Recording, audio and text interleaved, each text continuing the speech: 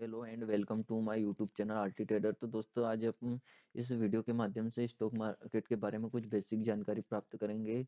इस वीडियो से दोस्तों हम स्टॉक मार्केट की बिल्कुल शुरू से स्टार्ट करेंगे कि स्टॉक मार्केट क्या होता है, स्टॉक मार्केट का फंडा क्या होता है और स्टॉक मार्केट में किस प्रकार से काम किया जाता है और स्टॉक मार्केट में हम काम करने के लिए किस चीज़ की आवश्यकता होती है। तो दोस्तों हम बात करते हैं कि स्टॉक मार्केट क्या होता है और ये किस प्रकार से कार्य करता है। तो चलो दोस्तों, आगे वीडियो में आगे बढ़ने से पहले आपने हमारे यूट्यूब चैनल को सब्सक्राइब नहीं किया तो हमारे यूट्यूब चैनल को सब्सक्राइब करें तथा बेल आइकन को प्रेस करें। और हम आगे वीडियो में आगे बढ़ते हैं और बात करते हैं कि what is a stock market. Stock market क्या होता है। तो दोस्तों स्टॉक मार्केट बिल्कुल एक सब्जी मंडी की तरह होता है। हाँ दोस्तों, आपने सही सुना है, स्टॉक मार्केट बिल्कुल सब्जी मंडी की तरह होता है। जिस प्रकार सब्जी मंडी में विभिन्न प्रकार की सब्जियां होती है, जिस प्रकार से सब्जी मंडी में विभिन्न प्रकार की सब्जियां उपलब्ध होती है, उसी प्रकार से स्टॉक मार्केट में विभिन्न प्रकार की कंपनियां उपलब्ध होती है। तो दोस्तों हम सब्जी मंडी में सब्जी खरीदने के लिए जाते हैं तो वहाँ विभिन्न प्रकार की हमको सब्जियां मिलती है। उसी प्रकार स्टॉक मार्केट में अलग अलग तरह की कंपनियां से मिलकर ये स्टॉक मार्केट बना हुआ है। एग्जाम्पल के लिए हम कुछ कंपनियों को देखते हैं, TCS, HDFC, SBI, SCC, Reliance, Wipro, ये कुछ कंपनियां हैं जो स्टॉक मार्केट में आज के समय में लिस्टेड है, मतलब कि स्टॉक मार्केट में उपलब्ध है। ऐसी बहुत सारी कंपनियां आज के समय में स्टॉक मार्केट में उपलब्ध है। तो दोस्तों इन कंपनियों से ही मिलकर स्टॉक मार्केट बना है। इन कंपनियों के कुछ एसिड, मतलब रिलायंस कंपनी के कुछ एसिड स्टॉक मार्केट में रख दिया है। कंपनी ने अपने कुछ एसिड को स्टॉक मार्केट में रख दिया है, उन एसिड को शेयर के रूप में रखा है, मतलब उन शेयर को रखकर कंपनी ने वहां से पैसे उठाए और उस पैसे को कंपनी ने अपने बिजनेस में लगाया है तथा अपने बिजनेस को ग्रो करने के लिए लगाया है। और उन्हीं शेयर के बदले स्टॉक मार्केट से उसको पैसा मिला है और यही शेयर हमारे पास आते हैं दोस्तों। इसी शेयर को हम खरीदते हैं और तथा इसी शेयर में हम पैसे लगाते हैं। तो दोस्तों आपको समझ में आया होगा कि शेयर क्या होता है। शेयर और स्टॉक एक ही चीज होती है दोस्तों, दोनों एक ही होता है। तो हम कंपनी में जिससे शेयर खरीदते हैं, मतलब कि कंपनी के एसेट को हमने खरीदा है तथा कंपनी में हमारी भी हिस्सेदारी है। जिस कंपनी के हमने शेयर खरीदे है उस कंपनी में कुछ हिस्सेदारी हमारी भी है, मतलब कि वो कंपनी हमारी भी है। मतलब हमने किसी कंपनी के शेयर में पैसा लगाया, मतलब वो कंपनी हमारी भी है। तो दोस्तों आपको समझ में आया होगा कि ये शेयर क्या होता है। ये share stock market and share market दोस्तों दोनों एक ही चीज होती है। आप इसको स्टॉक मार्केट बोल दो या शेयर मार्केट बोल दो। और आपको समझ में आया होगा कि शेयर तो एक एसेट होता है। अब दोस्तों ये एनएससी बीएससी क्या होता है। ये एनएससी बीएससी मतलब दोस्तों ये एनएससी और बीएससी ये सब स्टॉक मार्केट की सब्जी मंडी है।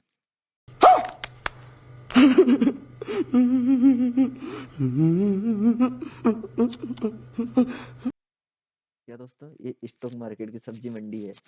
हाँ दोस्तों, अब तुम्हारी सब्जी मंडी क्या है वो तो तुम्हें पता है।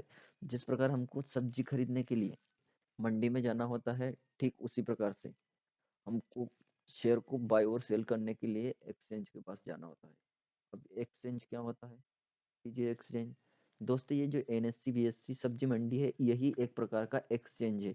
हमारे भारत में मुख्य रूप से दो प्रकार के एक्सचेंज है, एनएससी और बीएससी। एनएससी मतलब नेशनल स्टॉक एक्सचेंज, बीएससी मतलब बॉम्बे स्टॉक चेंज। ये दो प्रकार के आज के समय में हमारे भारत में मुख्य रूप से हमारे भारत में दो एक्सचेंज है जो हमारे लिए बाय और सेल का काम करते हैं।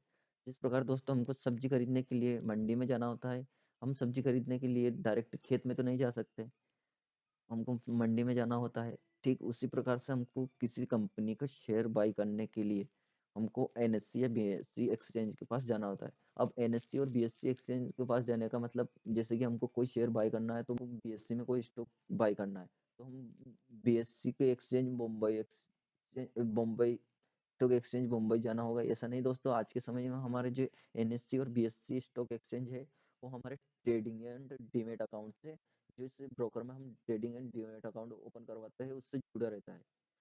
हाँ दोस्त, उससे जुड़ा रहता है। और वो ब्रोकर इनके थ्रू जुड़ा रहता है, एनएससी और बीएससी से जुड़ा रहता है, वो ही हमारे शेयर को बाय और सेल करने में मदद करता है।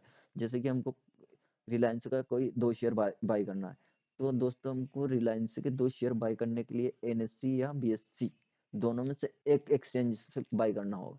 ऐसा नहीं कि हम ऐसा नहीं कि हम एनएससी और बीएससी से दोनों से बाई कर सकते हैं, नहीं दोस्तों, ऐसा नहीं हो सकता। दोनों में से एक के साथ हमको रिलायंस का शेयर बाय करना होगा।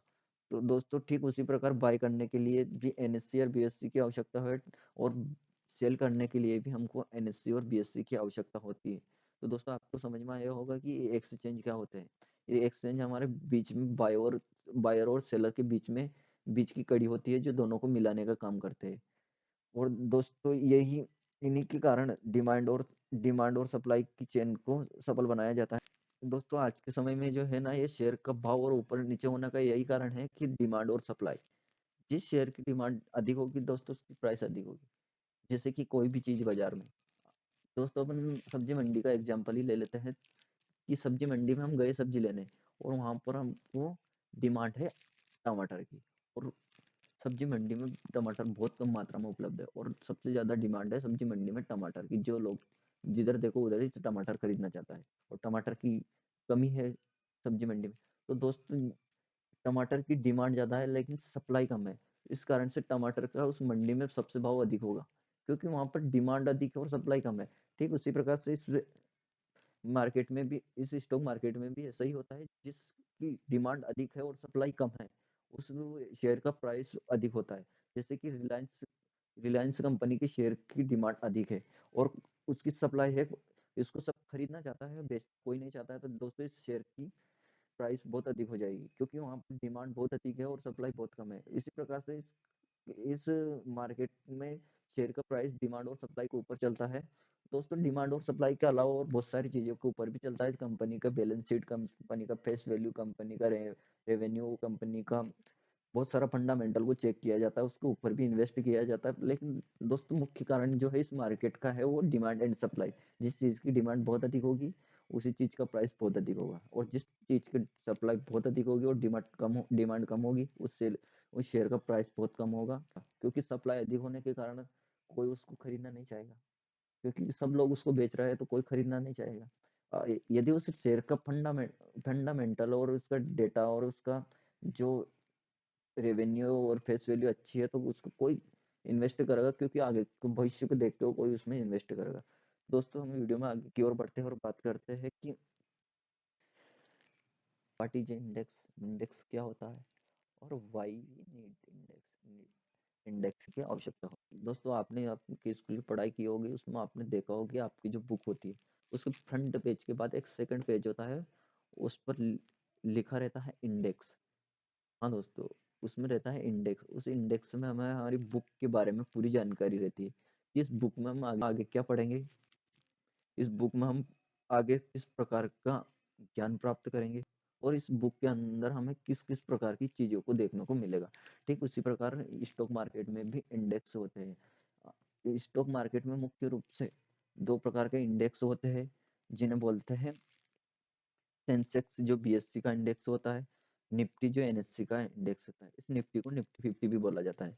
सेंसेक्स जो बीएससी का इंडेक्स होता है, ये इंडिया की 30 टॉप कंपनियों से मिलकर बना होता है। जो स्टॉक मार्केट की 30 टॉप कंपनियां हैं उससे मिलकर बना होता है। और निफ्टी 50 जो एनएससी का इंडेक्स होता है, ये इंडिया की जो स्टॉक मार्केट में लिस्टेड कंपनियां हैं 50 टॉप कंपनियों से मिलकर बना होता है। इन 50 टॉप कंपनियों में, मतलब मार्केट में जो 50 टॉप कंपनियां अपनी अच्छी परफॉर्मेंस दिखाएगी, वो इस निफ्टी 50 में सम्मिलित रहेगी। बाकी जो कंपनी अच्छा परफॉर्मेंस नहीं दिखाएगी, उसको इस निफ्टी इंडेक्स से बाहर निकाल दिया जाता है। उसके बदले में जो कंपनी अच्छा परफॉर्मेंस दिखा रही है, उस कंपनी को इस निफ्टी 50 इंडेक्स के अंदर सम्मिलित कर लिया जाता है, तथा इस प्रकार का चक्र चलता रहता है। जो कंपनी अच्छा परफॉर्मेंस दिखाएगी उसको ऐड कर लिया जाता है, जो खराब परफॉर्मेंस, जो मतलब खराब रिजल्ट दिखा रही है, उसको बाहर निकाल दिया जाता है। लेकिन इस निफ्टी 50 में तो 50 टॉप कंपनियां रहती है, इसमें जो टॉप कंपनियां रहती है वही इसमें ऐड रहती है।